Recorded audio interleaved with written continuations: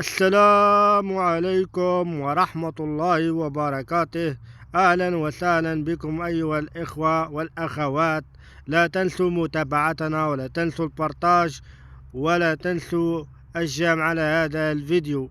اليوم إخوان نتحدث على النظام المغربي وعلى نظام محمد السادس العلوي، النظام الفاشل.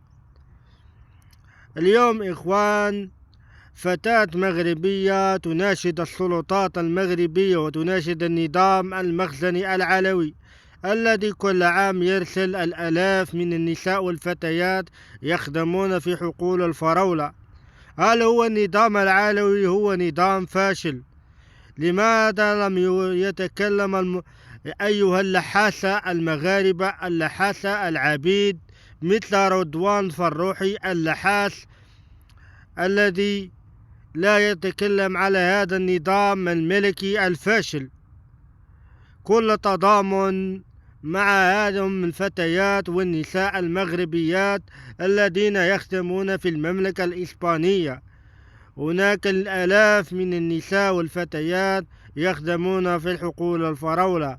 كل التضامن معكم من قلب الجزائر، وحسبنا الله ونعم الوكيل في مالككم. تابعوا إخوان الفيديو. كلشي بخير.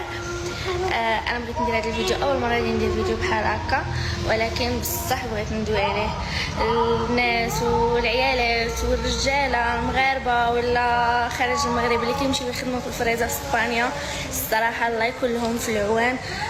شوفوا انا جيت يلاه حيت واحد شويه من الصباح وانا كندور، ما تتخيلوش الحشرات اللي كاينين والحنوشه اللي كاينين من تحت صغيورين، وبزاف ديال الحوايج اللي ما تقدرش تصور الناس كيفاش كتعيش. انا ساكن هنايا واحد الله، وانا حسيت بهم شويه. تخيلوا عندي دابا ساعتين وانا كندور